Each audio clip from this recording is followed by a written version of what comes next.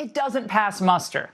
The Democrat mob may have thought they could strike strategically here to get rid of Swalwell and his problem, but they may have just opened an exploding Pandora's box.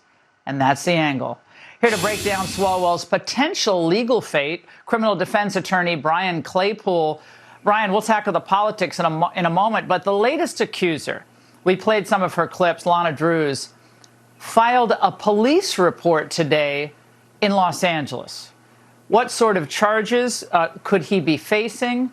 And talk about concerns that people who don't know California law believe about statute of limitations. Yeah, hey, Laura, great to be with you. Before I talk about the legal charges, I mean, is Barnum and Bailey Circus giving this guy advice on how to handle the media, right? Are you kidding me? It's a circus. In one breath, he's like, hey, I really, really apologize to my wife and my family about all this, but guess what? I'm denying any and all of these baseless allegations.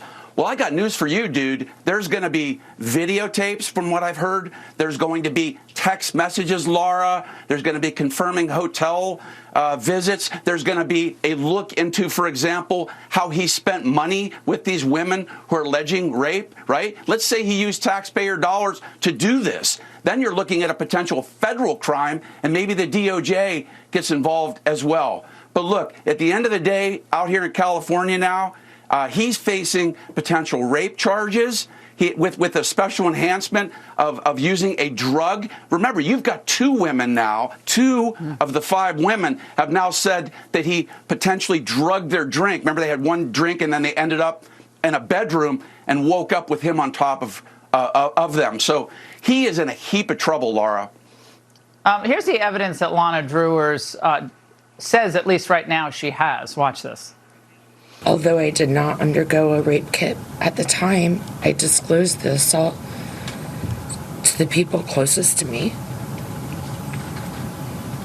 I also recorded these events in my handwritten calendar.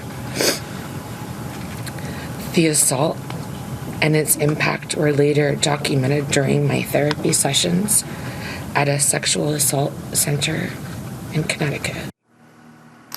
Now, contemporaneous reflections, diary entries, memos to file, those do not get barred in court, am I correct, as invalid hearsay, Laura, Brian? Exactly. In fact, what they're called in court is a disclosure. I've repped over 150 victims of child sexual abuse and adult sexual abuse and harassment. And one of the most critical pieces of evidence, Laura, in prosecuting these perverts is what's called a disclosure. What's that? That's when somebody like Ms. Drews writes down something that happened the night before, or she tells, for example, a friend or a family relative. She makes a phone call and said, you'll never guess what happened to me last night. Swalwell did this to me. That is going to be crucial because it's contemporaneous with what allegedly happened. And look, let me just share with this, Laura. Having done this for so many years, once a perv, always a perv. What do I mean by that? Very rarely do you see somebody who's charged with multiple counts of this just do it once, right?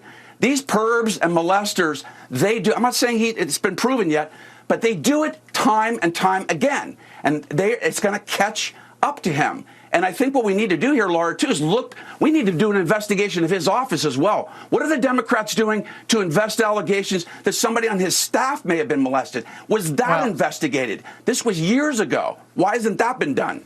Well, Brian, I'm going to get into another aspect of this, which, it's premature.